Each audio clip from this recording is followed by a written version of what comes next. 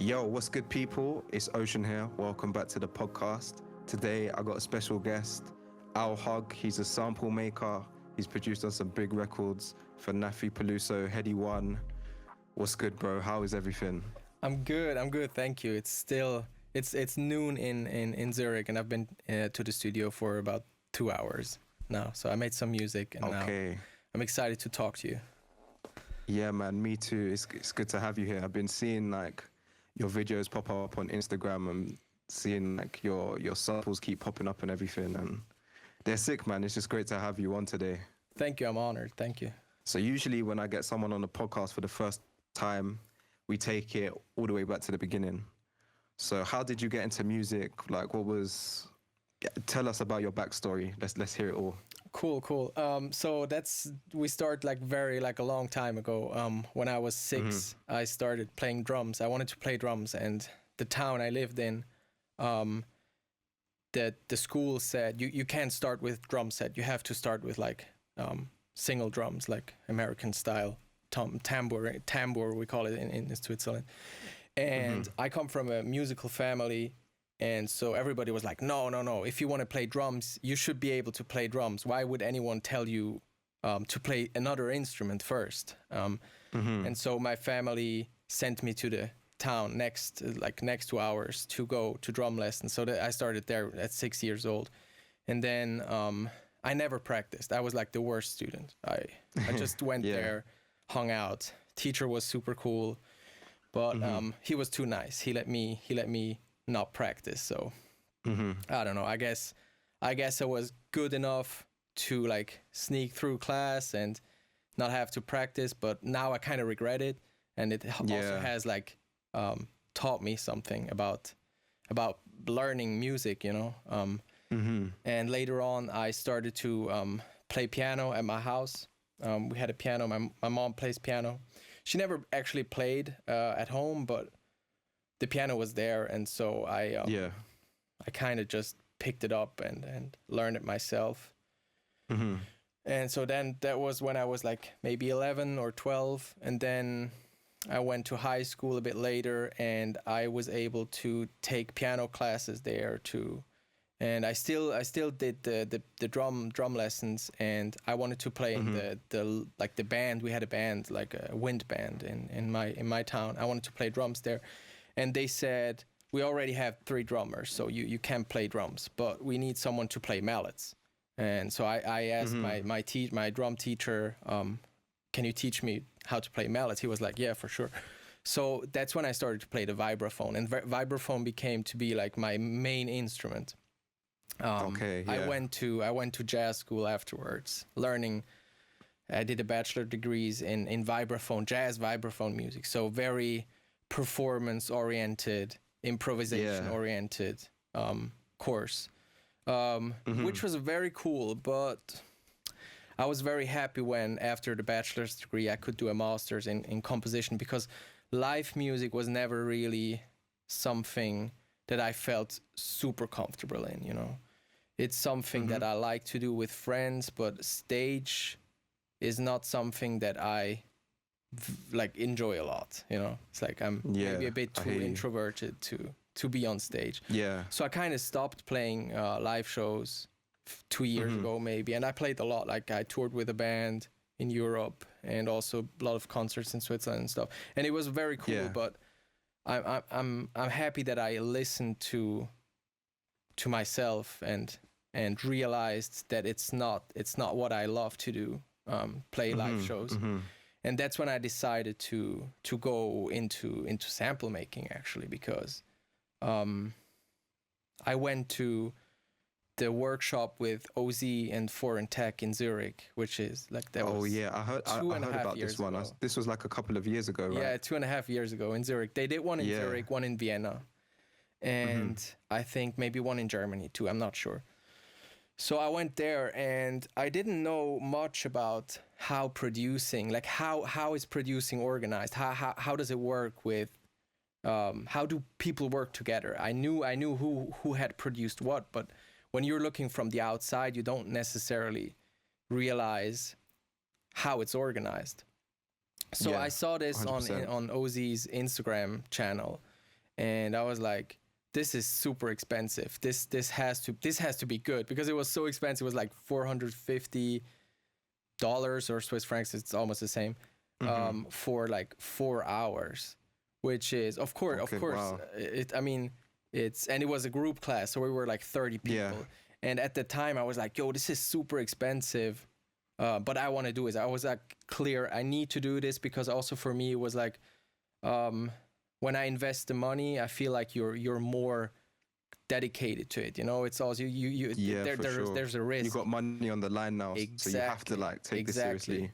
And so when I was there, I was like, I paid for this. Now I want to take as much out of this as possible.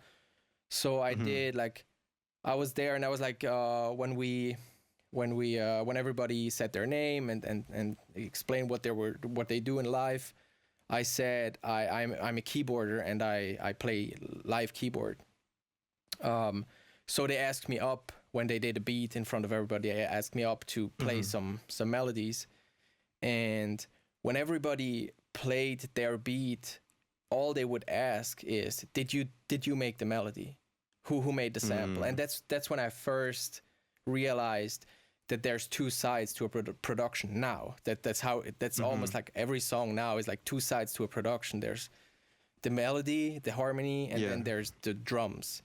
And that's the first time I realized that. And I was like, why do they ask everyone? And I kind of realized that it's, for them, it's what inspires their music. Like, their beats are inspired by the melodies that they get sent to. Obviously they also make their own melodies. I mean, Ozzy makes incredible melodies. But that's when I realized, like, my background, I can use my background to get into the sample making. And I came home from this class and started working, and that's 2.5 years ago. And I haven't not done much more than making samples the last 2.5 years. And it's been honestly like the best decision to go to this master class with them. It was incredible. Yeah, man, that sounds like it completely just changed your life, changed the way you was going. Was you even making beats before you went to this place, to this class? So yeah, I was producing mostly like independent pop, electronic pop music. I had a band that I was producing that I was also part of, which was called Landsander. It was, like I said, it was like independent electronic pop music, and I was producing for them. And I tried to get to work with more people in Switzerland. I tried like DMing people, reaching out to people, and nobody really seemed to care about collaborating, which is, and this is something that I realized from, I don't know if this is the same with other countries, but in Switzerland, is as long as you are not exporting your stuff, as long as you're not like kind of famous outside of your country, nobody really cares. It's like nobody really cares. Okay, so it's like you kind of have to have like a name or be someone before people want to take you seriously. Yeah, that's what I experienced, at least. Yeah, I hear you. So you were saying you did like a whole degree in vibraphone and music and stuff. Yeah. Would you say like that's where you really grew as a musician? Because you said something that I definitely relate to. You wasn't taking the drum seriously when you were 6 years old. And I had like a similar experience where I had piano lessons for a little tiny bit when I was 8 years old. And for some reason, I just really did not want to ever practice. It was like a chore. If my dad said, you need to sit down and practice, I'd be like, fuck this, man. I'm not trying to do this right now. Like, let me play football. Let me do something else. And it's something that I really regret now. But was the degree something that you would say like really helped craft you as a musician and I guess like gave you the foundation for today?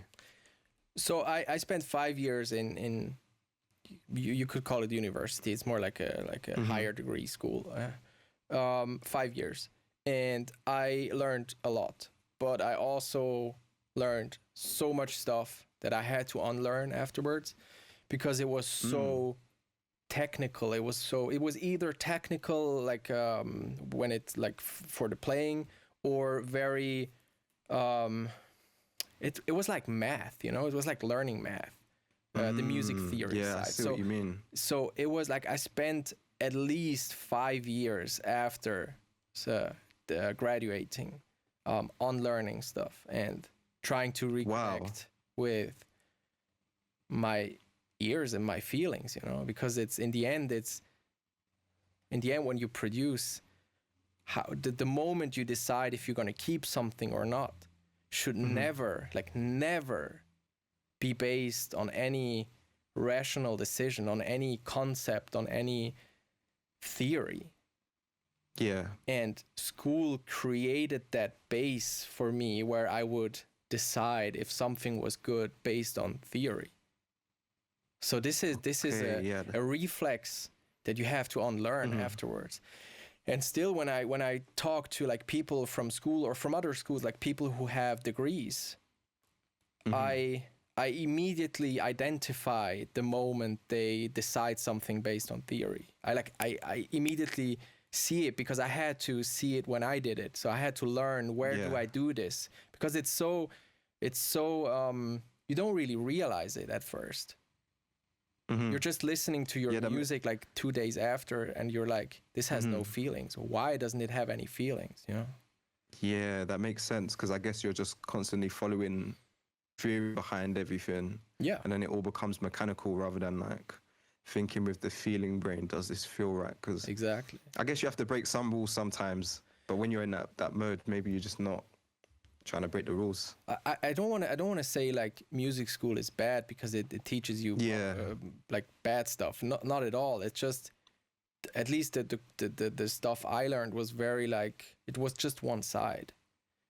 And I guess like when I came out of music school, I had to experience music again, like feel how does music actually work, not only for the listeners but also for the creators. And I guess like it's similar to if you're going to school for like cooking. I don't know, if you go to school for cooking and then you come out of school and you start working as like a big chef in a restaurant, it's like totally something else. Like there's a rush. There's like actual customers who order stuff, who want their stuff to be good. It's not like a teacher grading your output. It's like actual customers who don't care at all about what went on inside your head when you created it. They care about what goes on inside their head when they listen to it. Yeah, 100%, man. So when you started making your samples for the first time, did you have, I guess, like an idea of what kind of style you was going for, or was it more just like, let's just make a bunch of samples and see what I can do, basically? I guess in the beginning I was remaking the stuff that I like everybody. When you start out, you start out because of something you heard. Something makes you go into this field.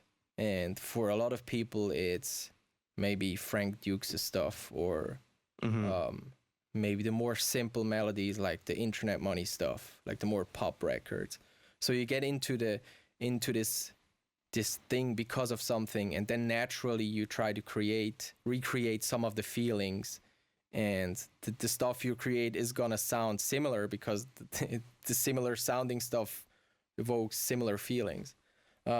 And that's kind of what I did, but I only did that for maybe, I don't know, 6 months, and then it was a very conscious decision to go down the path that I like to create my own path. And it was also, I did a class with Mario Luciano very in the beginning. After like 3 months into sample making, I did the class with Mario Luciano, who is like an incredible teacher, not only incredible musician, but also like a very good teacher. And basically I learned two things from him. One is you have to reach out to people. You have to put your stuff out in any way, like either DMing or like putting stuff out on social media or whatever.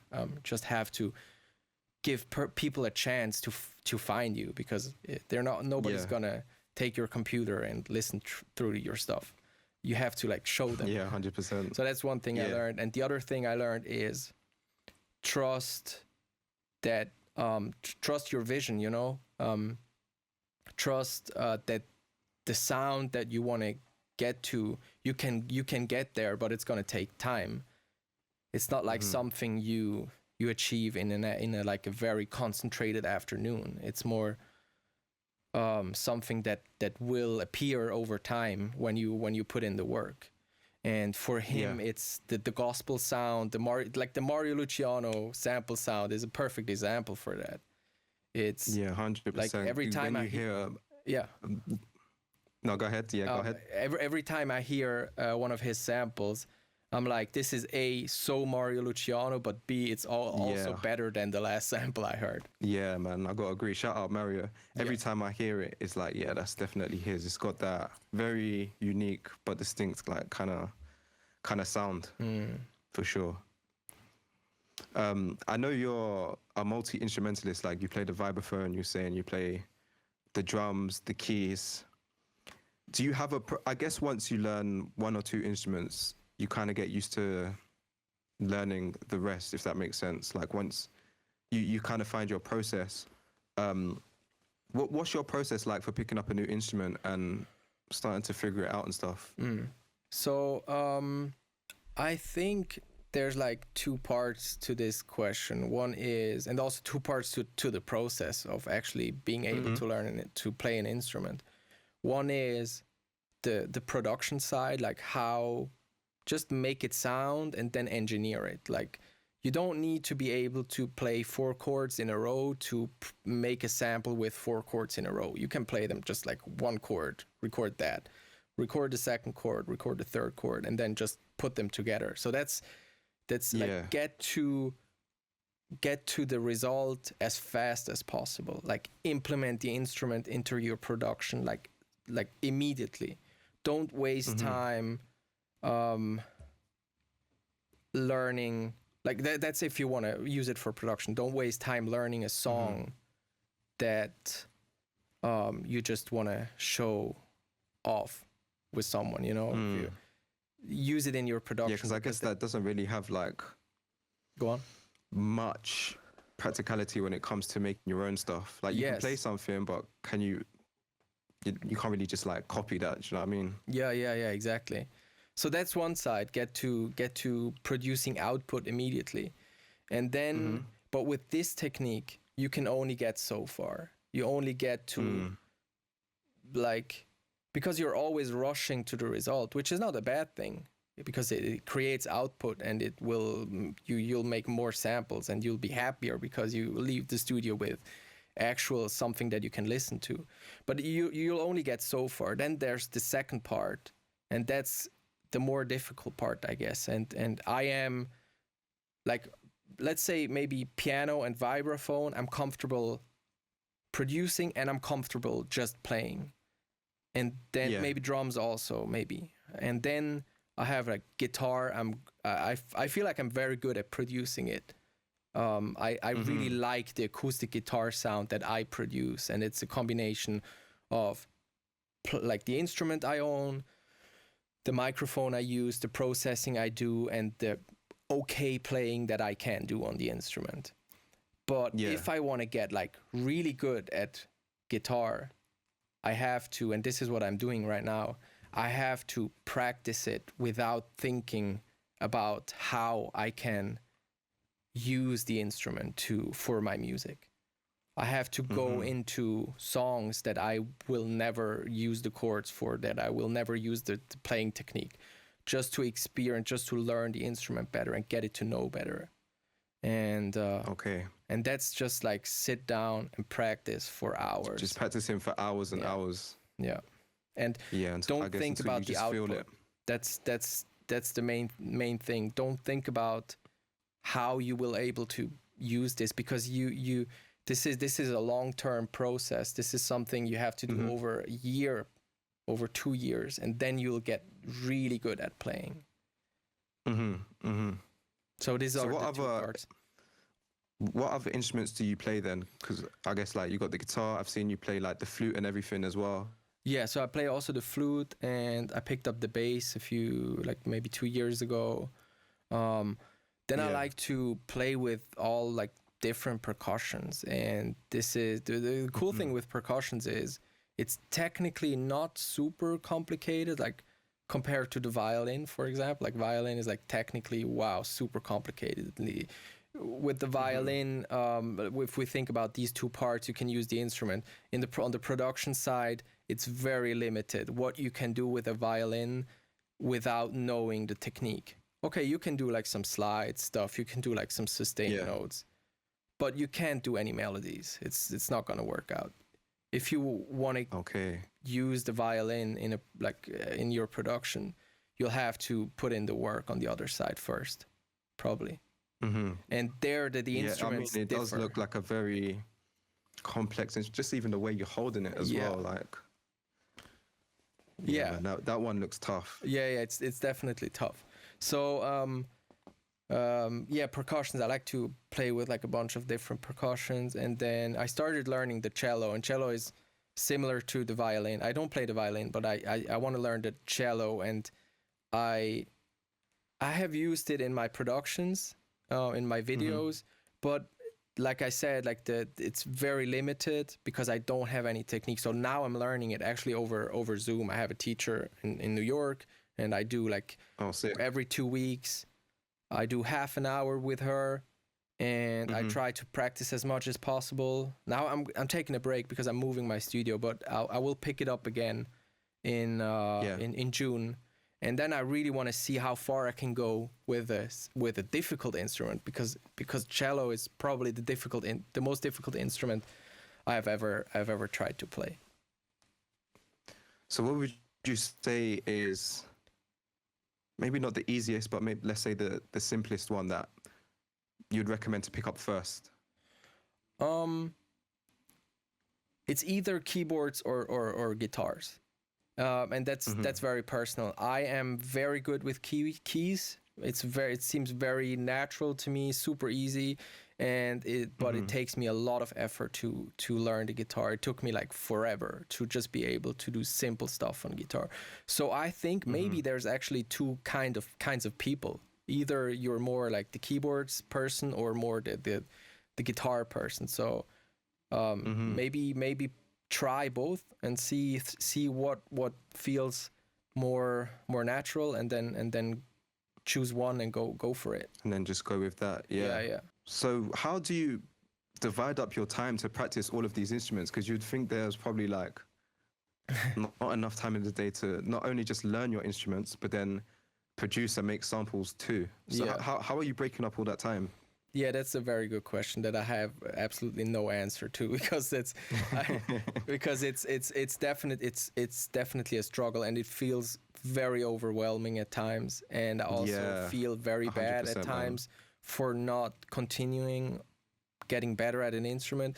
But then it's you can't be too hard on yourself about this stuff, because you're like you have an impulse to do more, and then when you don't reach your goals, you're like putting yourself down. This is a dangerous dynamic that I try to avoid, but I'm not very good at it. I realized that I have to put some limits also to what I can do, and so I decide.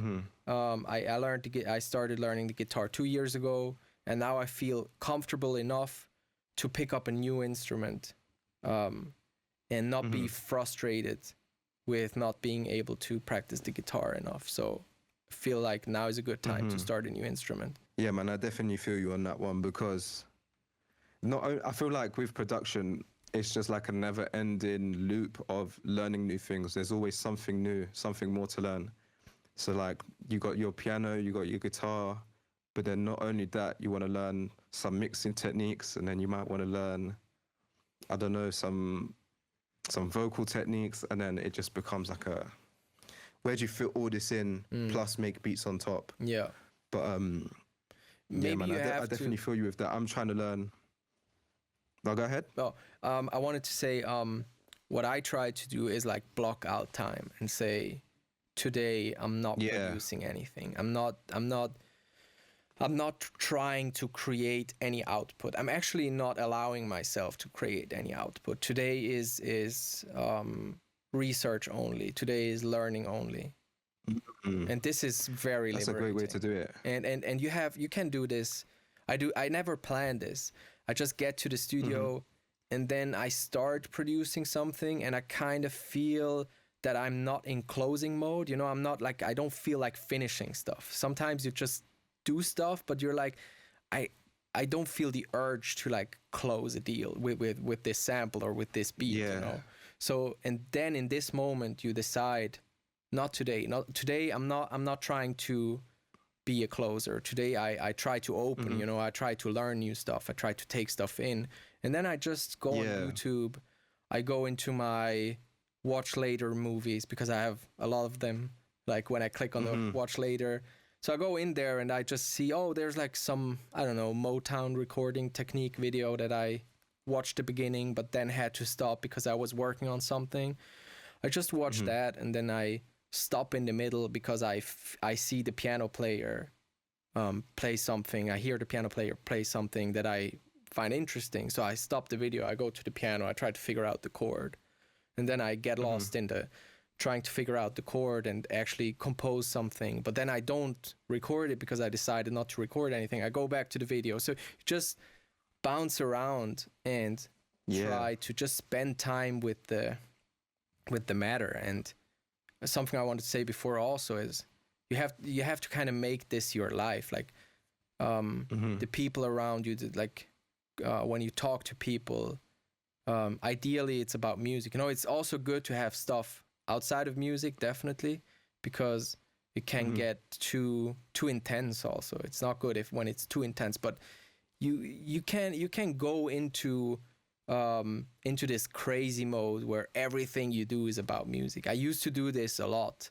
Now I'm a bit more like, I have a family, so there's more off time. Yeah. But I always feel good when I think about the times when I was like all in, just, you know? super intense. Yeah.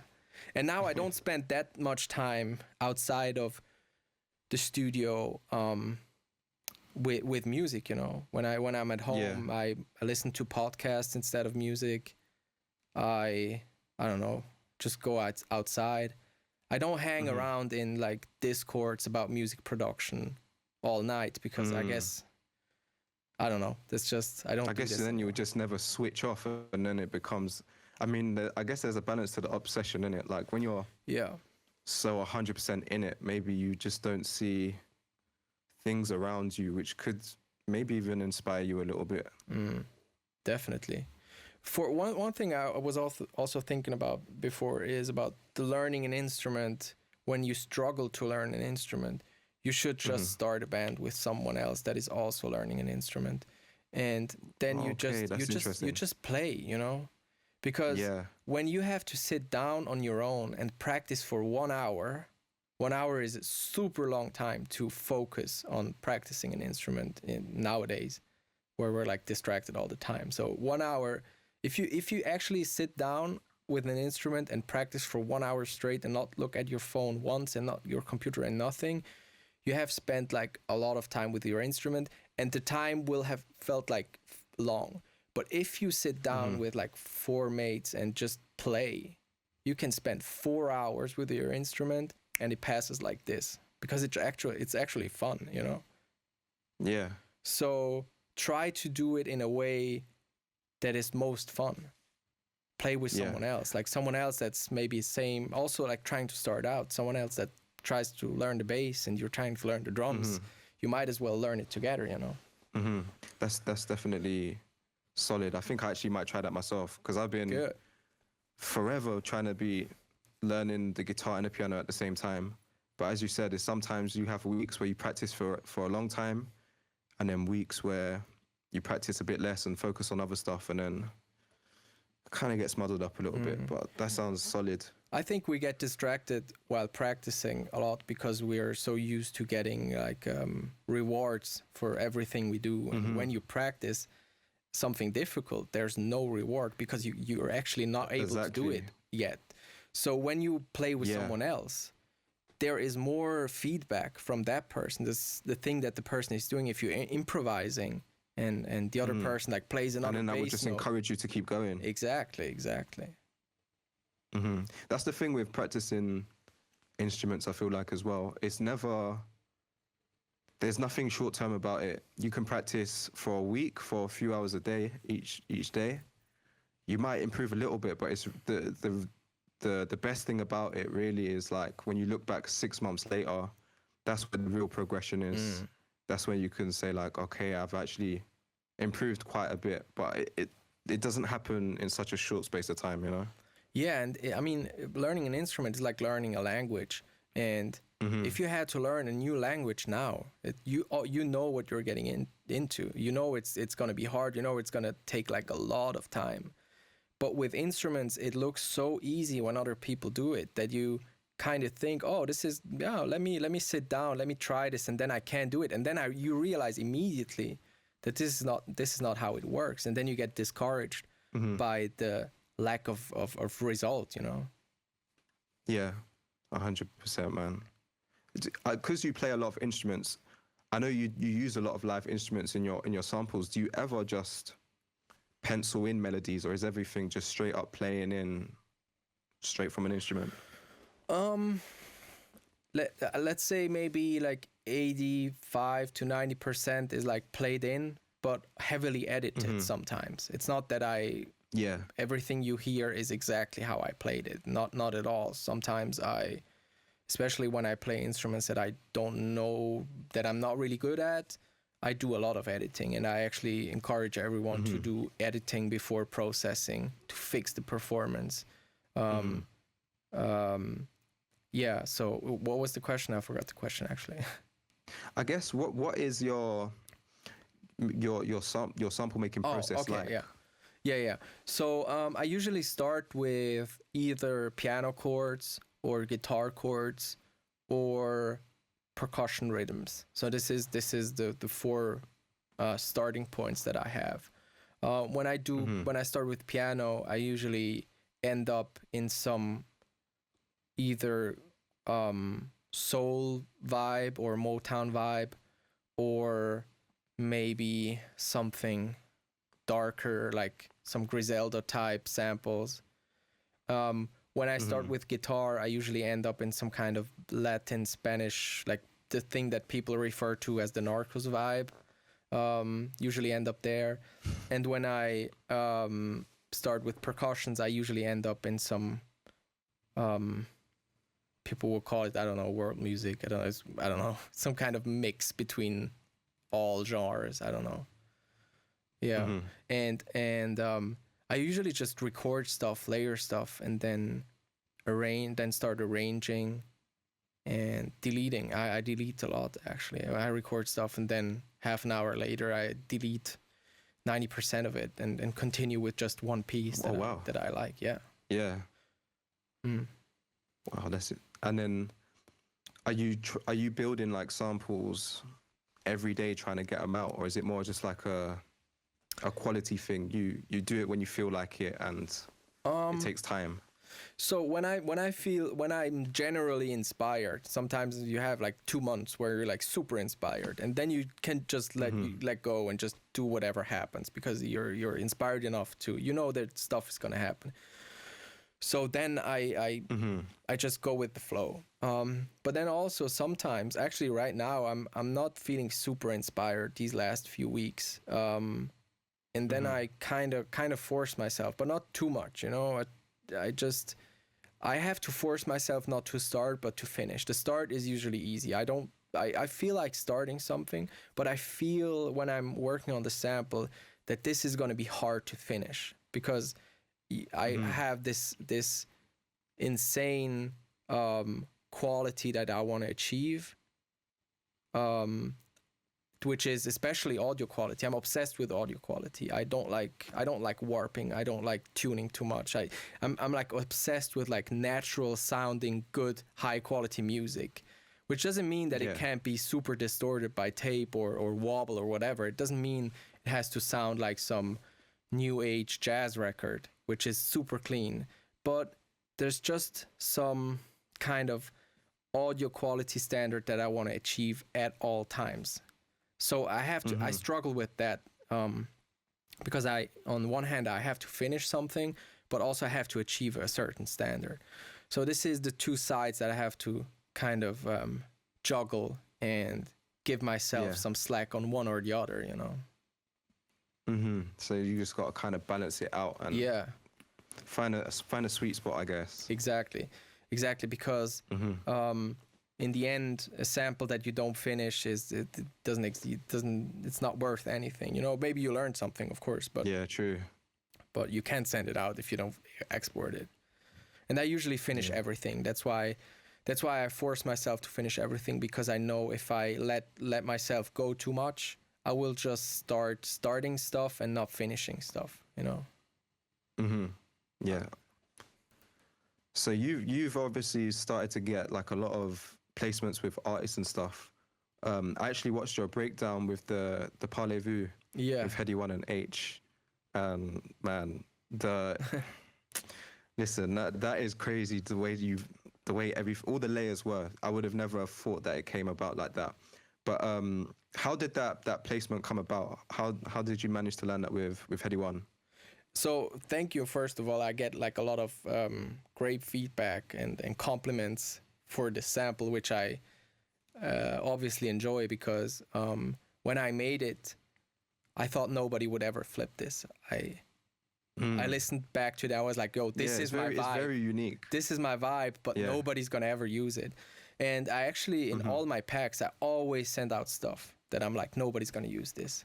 And one person who always picks those samples is Mbeza, actually. He always picks the samples that I think this is not trash. I don't think it's bad. I just think nobody will get inspired by this. Nobody will come up with like a practical beat that a rapper can use, or a singer. Yeah. And this was one of those samples. And I actually think the sample is good, but the way Mbeza flipped it is insane. It doesn't make any sense. There's no other song that sounds like it. Yeah, it's very true, man. I would never have thought to put drill drums on that. Yeah, have never. that bounce. Never. And he, so I sent him a pack so I made the sample in October of 2019, just when I came back from LA, and LA was super inspiring. I stayed with my bro Runes at his house. We had 2 huge studio sessions in a crazy studio where we had like all bunch of instruments. I met with Angel, who's on Timbaland's team, and we immediately like clicked, and it was like we had the best time. And when I came back from this trip, I had this high of inspiration for like 3 months. Like it was just go. I had so many ideas.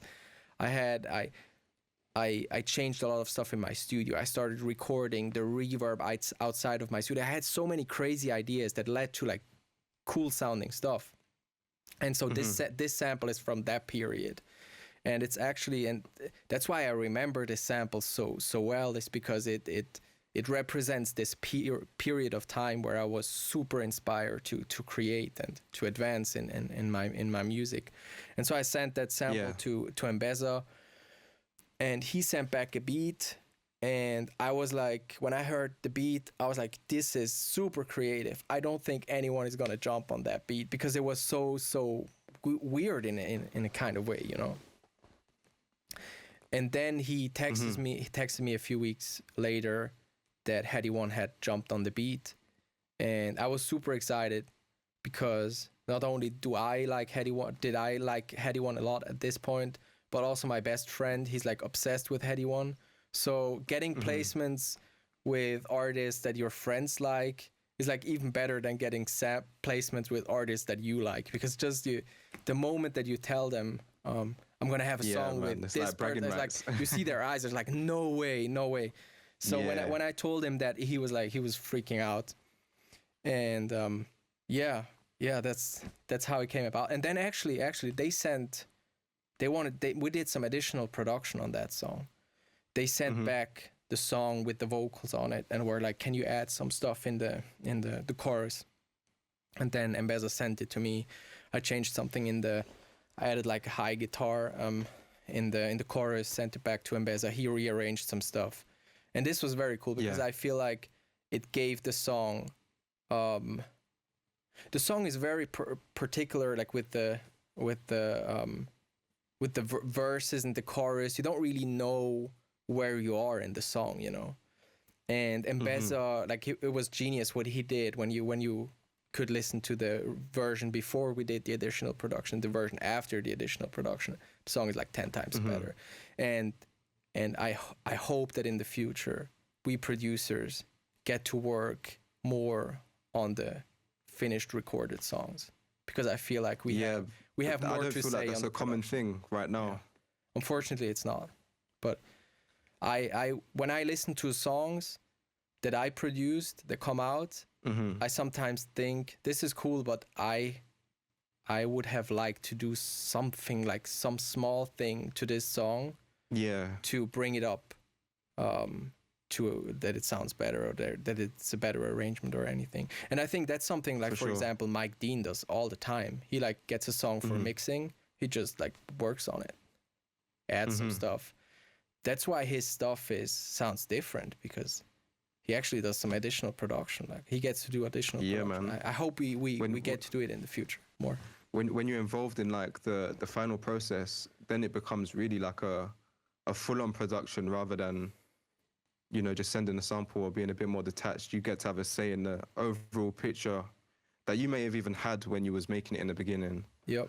So that'd be sick if that becomes more of a common thing, for sure, because it can only improve the music too, you know. Yeah, and they could always like not put in your ideas. I mean, it was just give me a shot, you know, give me a shot to add something. Yeah. If you don't like it, don't put it in. No worries. I'm trying to actually. So that's actually the people I work with, the beat makers or the producers I work with. When I send them samples and they hit me back and they're like, "Yo, your stuff is amazing," I always tell them, if you need an additional production on anything, on a song that's like almost finished, but you're like, this needs like more of this, send it to me, because I have all these instruments, and I would really love to do additional production more on songs. That would be so cool. Yeah, man, that sounds sick. That's key. You're based in Switzerland. Yep. Which is, I guess, of course, not like, I bet most, I guess, of the industry happens in LA, or in the UK, it's in London, but you're still able to get it popping all the way from Switzerland. What would you say is like, I'm wording this question so badly, but basically, what do you think is like a key to getting it popping off the internet for yourself? Either you spend a lot of time talking to people in DMs, in Discords, and like group chats, whatever. You're like, spend time, you talk about everything, not only music but life. You have this relationship with people online, or you put out content that can be seen when you're not around, you know, when you're taking time off or doing something else, or working on a beat, working on a sample. You have content out there that people can stumble upon and then follow you and see what you do. These are kind of the two sides that I see, and I know that there are people who don't want to create content because they don't have the right ideas for it, or they think it's stupid, or whatever their reason is. That no problem, but you have to do something. So do the other thing at least, because nobody's gonna notice you if you're invisible, you know. One way is to reach out to people, and with this you have to be very mindful of people's time. You can't just, and also you can't just get into people's DM and be like, "Yo, I'm the best." You have to check me out, or you're, you know, you have to be cool about it, you know. And even now, if I would go back and look at how I reached out to people, it would probably be a bit cringy, because you're trying to be cool, but you're also trying to be nice, but you're also trying to be confident. So that's a weird mixture, and stuff you say is gonna sound weird. So just like keep it short. Not don't write like long DMs. Just keep it short. Say what you want, and then people's time. And so that's one way. And the other way is putting out content and have people find you. And I think all my connections are probably 50-50. Like the people I started working with, I reached out to them. People I work with now, they reach out to me, and Mm-hmm. this is a great feeling because it puts you in a different position, you know. Yeah, I had 100%. like, for example, after the workshop with OZ, I didn't have any contact to him. It was super hard. You can't get out. You can't reach out to him, even though we live like super close. He's super private. He's very um, protective of his circle and the people Mm-hmm. he wants to work with, understandably, because he's a huge star and Yeah. everybody wants to work with him. So impossible to reach out to him. Um, but then I had Timbaland repost one of my, I don't know, posts where it was actually not even a video of me playing, but just a still image and a sample playing in the background.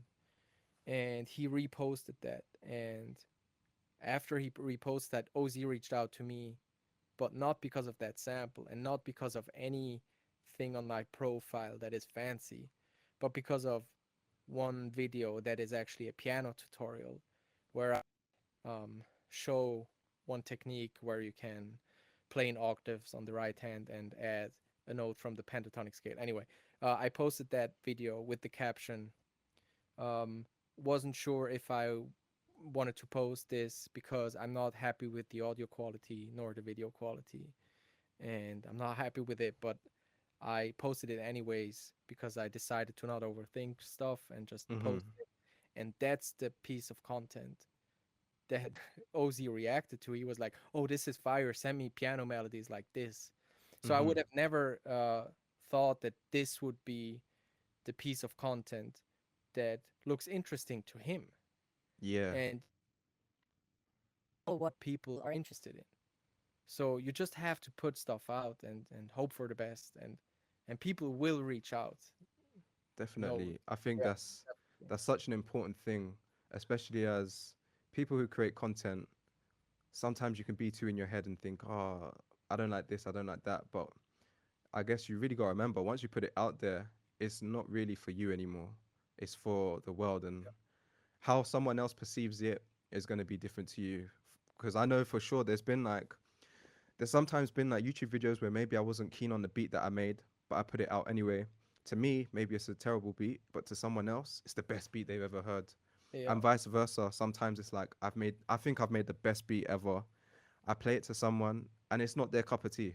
Mm. So it's all very subjective and you just never know what content resonates with someone and then what that can do. Maybe not even do for you. Sometimes you just need to leave it, but sometimes it can do something for you, you know?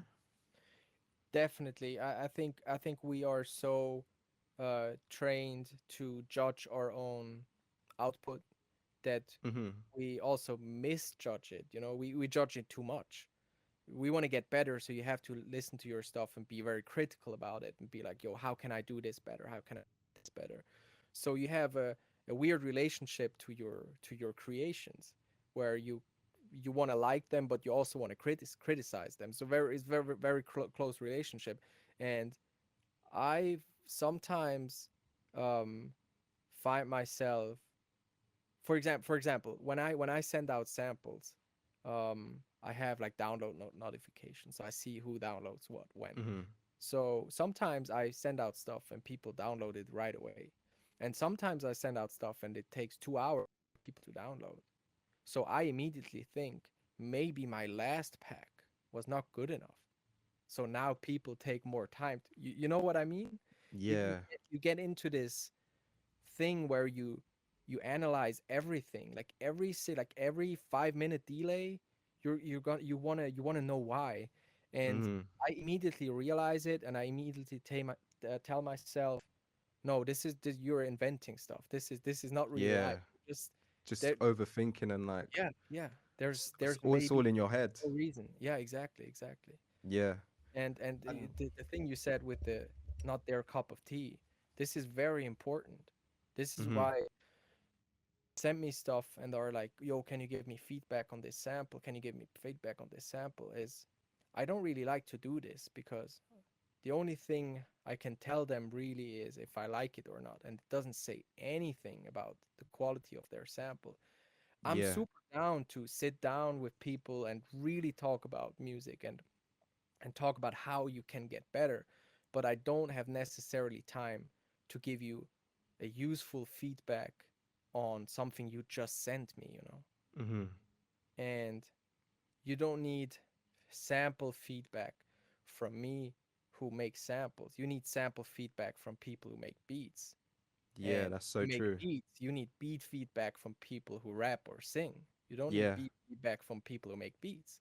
Yeah. So and then when you sing, you don't need feedback from other singers or rappers. You need feedback from people who listen to it. Yeah. It's always you always have to think about the next person, the That's people so who true. actually decides if something is gonna go to the next stage or not. Because that's how I think about it. There's like these different stages, and Mhm. so now we're at the singer. Let's say the singer, the rapper recorded the song. Next stage is either the label or if they can release their stuff on their own. It's they can decide themselves. All these stages and gatekeepers who decide if something goes through. So think about people should think about more about how like more care more about those people's feedbacks than people on the same level, Yeah, you know. for sure. That's way more useful as well because in the end, you really just want to make a good song for people to enjoy. So you Exactly. don't want to, as you said, you don't want to be stuck here. Like you need to be thinking about the bigger picture, how Yeah. the world is going to perceive it, I guess. Mm. One more thing I wanted to say about the whole social media, how to use social media thing Mm-hmm. to get out there, is if you're not the person to create, if you think like no I this good in front of the camera or I I can't write or I can't talk or whatever. Maybe you haven't find the kind of content that you could actually do. That's possibility. Or the other possibility is um, you can just you can just talk to people all the time. You can go be in conversation with people, be in discords, be in the comment sections of posts, be in the comment sections of YouTube videos. That's also a way to be active on social media Mm-hmm. without having to put out content, and people will also know you. I have people who I work with now who have started interacting with my posts over like 2 years ago, and I Mm. work with them now because I see their name all the time. They repost my stuff. They talk to me with being very mindful about my time. So they're like cool people. They're cool people to be around in the internet. And Yeah. they have not put out a piece of content on their Instagram profile. Their profile is empty. There's nothing. But they're still there. So that's another way Mm-hmm. to be active on social media if you don't feel like putting out content because that's it's not for everybody, you know. It's Yeah. I guess I that's just a great way of making sure your face is being seen. If you're constantly engaging with people, yeah, maybe yeah, it's not a video like being put out, but your face is still there, you know. So there's some relevance. exactly. You're around. You're like hanging around. Like if Yeah. you think about some kind of party, there's a group and then there's two people who are the loudest and feel comfortable about talking, so they're going to talk and talk and talk, and the other people will listen and listen and listen, you know. And Mm-hmm. you still can be noticed even if you're just around, you know. Mm-hmm. You don't have to be loud. You don't have to be on Twitter ranting. You don't have to be um, yeah, you can be yourself, you know. You can be shy on the internet too, but just Yeah. show you're there, you know. Yeah. You I have to think it show all up. comes down to like, as you were saying, finding the content that's right for you. Because a lot of people automatically think if you got to make content, then you kind of have to like be this extroverted version of yourself, this loud person, almost like you have to be like a Jake Paul or Logan Paul in front of camera, which is like the complete opposite. If you're the most chill person in the world, put your chill person, just be yourself on the camera and let it shine through. and people will gravitate towards you because of that. And people who don't won't gravitate won't gravitate anything. You don't want people who don't Exactly. like you watching your stuff anyway. But 100%. you attract people naturally based on who you are for sure. Yeah, yeah. Unless you plan on never being yourself again, Hmm. um, you're better off being yourself from the start because That will the get same. exhausting very quickly. Exactly, exactly. It's not even possible, but it's the same with for example, the music that I put out on my Instagram, with the videos I do, for example. I I only do the stuff that I really like because Hmm. say let's say I would create one piece of content just for the likes. It doesn't even work that way, but let's just assume it would work that way. I would do something more pop or whatever. It would Yeah. attract like people. It would probably wouldn't even work, but let's just say it would. Then you have all these people following you, and then you go back to what you like doing. Then you're gonna disappoint people. What's the it doesn't 100%, man. there's no sense in being someone else, you know. Yeah. And people see through it straight away as well. When you're not authentic, it kind of Yeah, just comes across very unnaturally. So it's counterproductive in a way, to be honest. yeah, definitely. One thing I wanted to ask you about as well, I see you've been building like your own guitar pedals and stuff with your brand Minta. Mm. How do you how is that even possible? Like that just it seems like such a hard task to even do, you know what I mean? Yeah. So how What did made this you get come into that? about? Yeah. So like I said before, I used to play a lot of live shows and tour. Hmm. So when you tour, you're just constantly on the road. You're going from one location to the other, and you spend insane amounts of times in the car. At least for us Europeans, being 6 8 hours in the car is very long. When I talk Yeah, to people in the US, they're like thing, that's but light work. yeah, yeah. So we spend like insane amounts of times in the car just driving around from one show to the other. And you're playing a show in the evening, so you're not working on anything else. You're just there chilling in the Hmm. car. And one other member in the band, who's a long time friend of mine, who's called Dennis, aka Faison. We used to always think about the tools that we would like to have in our setup on stage. Like what tool could make our music better on stage? And we would also criticize other like tools that we use and be like, yo, this is cool, but it should be like this because then it would be more practical or whatever. So we came up Hmm. with the concept of the pedal we released a few weeks ago, which is an LFO modulator that can modulate CV and also expression inputs on guitar pedals. So it's basically like the LFO section from your synthesizer, but for guitar pedals. And this actually doesn't exist. It didn't exist. There was one pedal manufacturer who had like some one pedal that we ordered, and it didn't work well. So we were like, we're gonna build it ourselves. And yeah, man, it was like a 3 year development, and it's there's so many parts to it. You have to create the circuit board, then you have to produce the circuit board, then you have to source the parts, then you have to decide on the knobs, the design, the color, the branding. Like there's like an insane amount of steps you have to take to create one Yeah. pedal, you know. And I can't even tell you how we did it. It just happened over 3 years. We just never stopped working on that. And it's part of a bigger brand. So this pedal is Minta Labs, so it's the physical Hmm. devices, and we actually have two more devices coming up that we are developing right now. One is another guitar pedal, and then one device is going to be a desktop device for producers Hmm. that you can use with the DAW. But I don't want to talk too much about it because we do everything ourselves, and maybe we're gonna fail. Maybe we're gonna be like, you know what, we're not gonna put this out because it doesn't work or whatever. So we don't even know 100% if we're gonna put it out, but it's still fun to work on it. So this is Minta Yeah. Lab.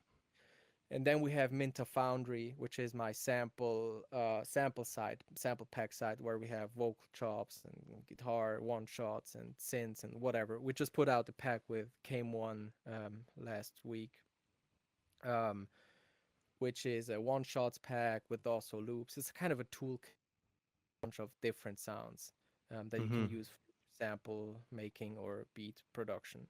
And so this is the second part of Minta Foundry, and then we have the third part, which is Minta Boutique, where we sell vintage used guitars. And Mm-hmm. these are actually my dad who finds them on flea markets, buys them secondhand, and he knows how to restore guitars. So he picks them up, he cleans them, he replaces parts, um, and maybe when there's a crack, he puts glue in them. He does all like the woodwork stuff, and then we sell them to people all over the place, and it's super cool. We already sold one to Angel, we sold one to Matt Zara, then a few other people who bought guitars from us. So it's kind of this brand where we can do Yeah. a bunch of different stuff, and it's, I don't know, it's a lot, but it's, I don't know, it's just fun to Yeah, put man. out. That sounds amazing. Thank you, thank you. Especially the seen anyone do that before. So it's like a whole new territory Mm. for producers for sure, man. You know how everything becomes more DIY and becomes Mm-hmm. more accessible?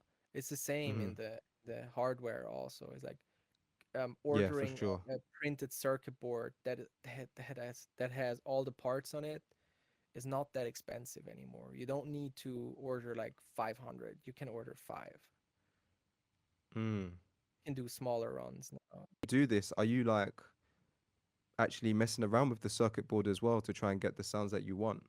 Like you being like Yeah, super so physical with it, with like the, I don't know, is it engineering or the like? I have yeah, you could no call clue about that stuff. yeah, so you could call it electrical engineering. And so we're three Mm-hmm. people at Minta Labs.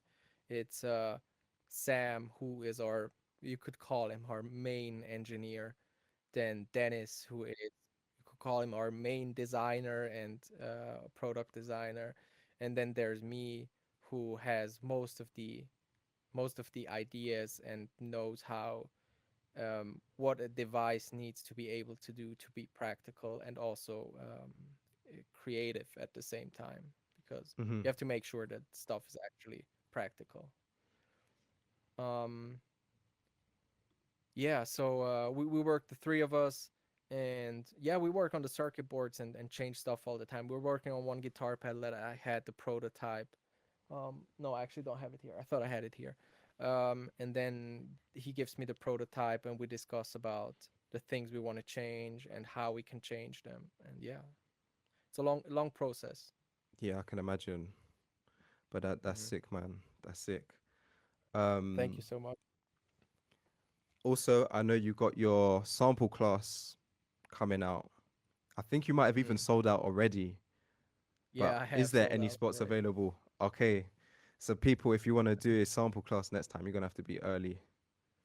So people can always hit me up. So the way I did it until now, I Mm-hmm. never advertised it. So it's not something I start now. I have done this before with people who have hit me up and were like, "Yo, do you have something like this? Okay, is Yeah. there any way I can learn from you?" So then I created this and offered this to those people, and now I kind of want to try out how it would fit into my daily sample making, music learning, instrument learning process. How is that? Because I found that I had sometimes come to the studio and didn't feel very inspired, Mm-hmm. and then had one of those calls, one of these classes, and afterwards I was like, I was on. So Yeah. it's not only I not only do it for the other people and not only for the money, but also it's also for me, because Yeah. the interaction is feels good, So I had these 4 spots that are gone now, But if anyone wants to jump in, maybe DM me. We'll see. And Mm-hmm. then next month, I'm probably gonna do it again next month because I have people in my DMs who were like, "No, I missed it." So I'm probably gonna do it again next month. Man. Well, I want to thank you for coming on the podcast, man, because I know you're a busy guy. Appreciate you taking the time to just sit and chat, man. If people want to find you, where Instagram and YouTube and all that. Easiest is probably on Instagram. It's _L_hug. Um, and same on Twitter. And I have the Minta Foundry YouTube channel. It's more like we upload the videos, so we don't have to host them on our site, so it's easier Mm-hmm. to embed. And I might do a breakdown video from time to time. I had the 3 Ill Mind songs on the Guap Dad album, and people have asked me to do one of the breakdowns from one of the songs. So maybe I'm gonna do that, but I don't do like regular uploads or anything, at least for now. Mm-hmm. But if I do, you can find the videos on Minta Foundry YouTube channel. Awesome, man. Appreciate Cool. you. Thank you so much, man. Thank you. This was a lot of fun.